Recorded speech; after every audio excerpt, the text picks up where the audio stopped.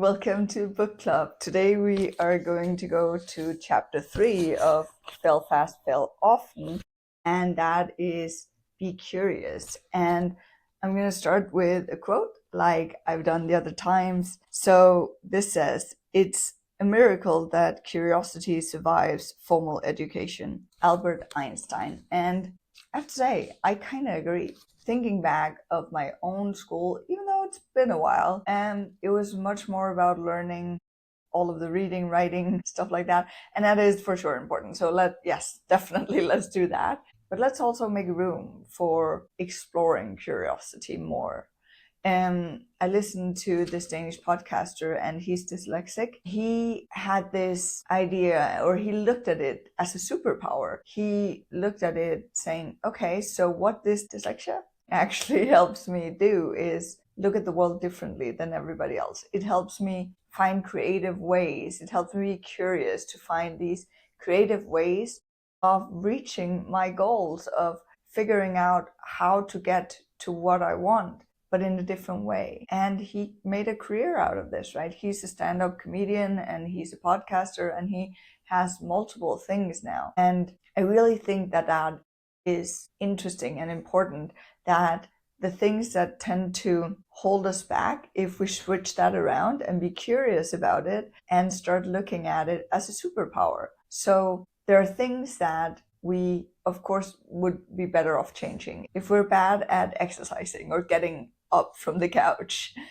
which, believe me, that has been me in the past as well. That is something we want to change. But if we have dyslexia or ADHD or something that's really hard to change, still has a huge influence on our day-to-day lives. If we switch that around and start seeing it as a superpower, what can we actually do with that? How can that help us? How can we live a life where that is the meaning, where we use this to fuel us towards our goals? And maybe that can be really hard to figure out yourself, especially if you're in kind of a downward spiral or you're just not able to see it. Then talk to someone. I'm not a therapist, but it could be a therapist. It could be someone who could just help you see another perspective, but someone who can help you look at, okay, you see this as a flaw. What's the upside? Make it do a journal exercise. First of all, what's the upside of your downside? So I hope you get what I'm saying here.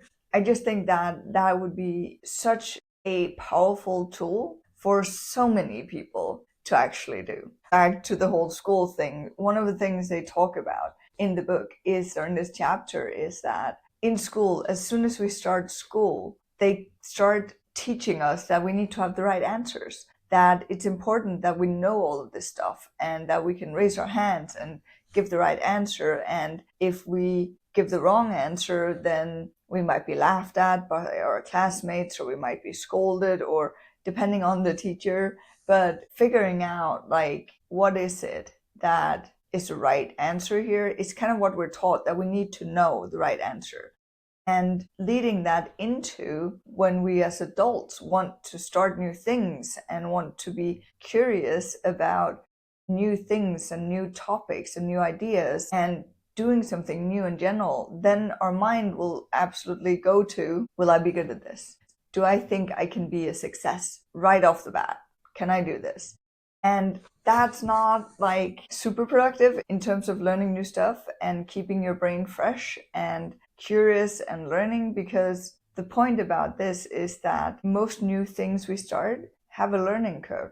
But if we never start, if we're never curious about it because we think we won't know how to do it in advance, then we never start. And the point here being that we need to be bad before we can be good at something. I think we already talked about this in the previous chapter actually as well. But I just think it's a super, super important point, to be honest, that we need to have that curiosity. We need to have that courage to try and start something new, even if we don't know if we'll be any good at it. Maybe even if we think we're going to suck at it. Because think about it, if we suck at it, then there's a much higher chance that we'll have fast progression towards actually being better. So being curious as I wonder how good I'll be at this or how bad I'll be at this.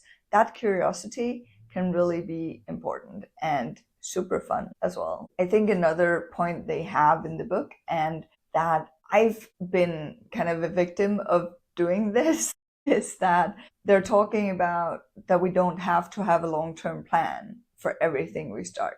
Whenever I start something new, I'm always like, ooh, maybe I could make a business out of this, or ooh, maybe this could be something grand, or ooh, I can like play a concert in 3 months on the guitar. I'm not, no, not gonna happen. But the point here is that you don't need to have that, because a lot of the time it just becomes your own kind of stopper. So that if that's the expectation you set for yourself, you have this long-term plan and you have to be a success at everything, then it's really, really hard to get started. So instead, using a, I'm just gonna try it out. I'm just gonna leave that guitar out. This is actually an example they use in the book as well, is someone who wants to play guitar and she needs to take it out every time. Instead, make it easy for yourself and just don't have a lot of expectations other than having fun with it. Like, go into it and have that guitar out in the living room on the stand so you see it, so you're reminded of it, but also so that you can just pick it up and play around for 5 minutes. Because the curiosity of that, having the opportunity to do that,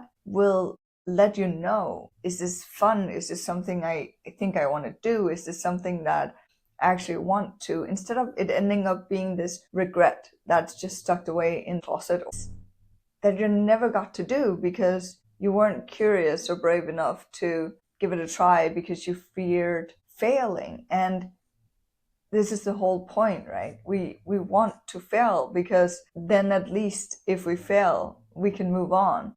And if we fail too hard of a song, but we still think guitar is interesting, then we do a less hard song until we succeed, right? So it's all about figuring out, where am I failing? What level am I failing at? Am I failing so miserably that this is no fun at all and I no longer have any desire to do this? Amazing. Then you learned that about yourself.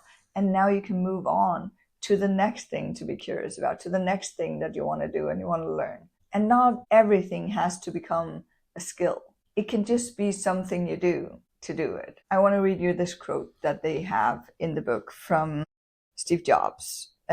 He told Wired magazine, "Creativity is just connecting things. When you ask creative people how they did something, they feel a little guilty because they didn't really do it. They just saw something. It seemed obvious to them after a while. That's because they were able to connect experiences they've had and synthesize new things. And the reason they are able to do that was that they had more experience, or they had thought more about their experiences than other people." I think this is super interesting. I'm good at like seeing those opportunities that kind of pop up from potentially unrelated things. And I totally feel that feeling of being like, I don't know, it just came to me. But really thinking about this again, back to the superpower thing, and thinking about this as a strength, as something that you're good at, and leaning into that, I think is important. But if you're not that yet, then think about this. If you started being more curious on the things around you, maybe the ideas for how to improve your personal life or your business or whatever it is might even pop up more easily to you, because you start by your curiosity and by thinking more about these things to see opportunities and see patterns. And that's again back to the book. One thing that they say, that we lose that when we're not really being focused on the curiosity as well. They say, I quote, "The single biggest reason people miss out on life-changing opportunities is that they aren't looking for them. The second reason is that they see opportunities but they don't act on them. Your curiosity provides a built-in mechanism for both discovering and pursuing new possibilities." So basically what they're saying is that when you are curious, it opens up your eyes for new opportunities, but it also gives you a drive towards actually jumping on it. So that thing where you can say, at least I tried, right? No regrets at the end. With curiosity, you will be more likely to have that. which is super, super important, I think. Another thing that they bring up is passion, and how if we notice that when we have deep passions in our lives, we will be drawn back to that. So time and time again, I've been drawn back to the whole part about planning and helping people execute and like go from dream to plan to actually reaching their goals, and cheering on them and keeping them accountable. Even though I've been doing other things, this is one of the things that I keep coming back to, right? So this is a passion, and the hard thing here is to trust that, that is something we can do. And this is what they say. And the hard part is trusting in them as an organizing principle in your life, them as the feelings, and going towards your passion and doing what it is you want to do. To be honest, I've been struggling with this. I think it's hard, but it's also super interesting, and it's something that I think we should lean more into. What is your passion? Let me know in the comments. I would absolutely love to know that. They also give us 5 keys to finding curiosity, and I've said this in the previous videos. I really, really encourage you to find the book, buy it, read it. I'm just going to give you kind of the headlines for these. So the first one is curiosity keeps you aware and present. The more you exercise your curiosity, the more you can benefit from it. Number 2, curiosity has an expiration date. I think this was really interesting, actually, that when you're curious about something and you don't do anything about it, that momentum that fades away. I don't know if that's true. I think it depends on what it is. Like if it's about your deep passion, then no. But if it's just small things that show up in everyday life, then probably yes. But this is also where we want to be more aware to actually look at what we're doing, and do we want to go with that curiosity? Do we want to try that thing or do that other thing, so that we can use the momentum that gives us. Number 3, curiosity provides energy. When you are curious about something, it propels you into action. Yeah. And also, like, I recently started swimming. Well, I never learned how to swim, to be honest, but I've started on my own. And what I realize now is the curiosity of, like, when I'm swimming. So what happens when I hold my breath? What happens when my strokes are like this? What happens when and when? So that curiosity about how I work, how I become better in that thing that I'm learning and doing, actually helps me wanting to go there again, even though it's like a 20-minute bike ride away. Woo, exercise. And then the other part is, like, remember the small celebrations and the small treats? I get to go to the sauna afterwards and the cold shower, which is actually surprisingly energizing. But my point here being that being curious about it gives more motivation. Number 4 is that curiosity helps you learn quickly. And I think this is kind of a little bit the same thing, but curiosity gets you moving. Yeah, if you're choosing to follow it, then it's way easier to get moving, to get started on that thing that you're working on, and propel yourself into this action, a series of actions that help you evolve, that helps you create those opportunities, that helps you open up to these things. That absolutely makes sense. They end the chapter with this amazing idea of a fun to try list. So the idea here is to create a list of all the things you think would be fun to try. So look at your life. What is it that you always thought this would be super fun to try? And whether it's skydiving or painting or cleaning your house, I don't know. Then make that list and just take one of those things and take the first small step towards it. The first tiny step towards actually trying to do something that would be fun, that you think would be fun. Because it's also about when we're curious, we can be curious on things that are not necessarily fun, but if we start with the things that we think are fun and exciting and will get us further as well, or that will just help us learn something new, then it's going to be a more pleasant experience, right? It's going to be something we want to do again and again, which will then bring us, in the long term, more skills, more opportunities, more options in life. It might seem overwhelming to reach that whatever in the future, But if you start with the small things, start being curious, start just taking that first tiny step, that is going to be such a huge difference than if you don't. And then it's all about a little bit of consistency. Keep taking those small steps every day, and that will bring you so much further than thinking about it or regretting not doing it. There's a few ideas here for what you could put on your fun to try list, and I think this is very individually, but I'm gonna mention a few of these. They're saying learn to speak a foreign language. Me, I know Danish and English. I think I'm good. Mostly also because I think languages are hard, to be honest. Take piano lessons.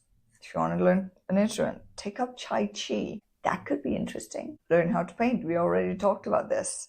And another one, go backpacking. That might take a little bit more effort. But again, you could take a backpack and go for a walk. Then you're backpacking, right?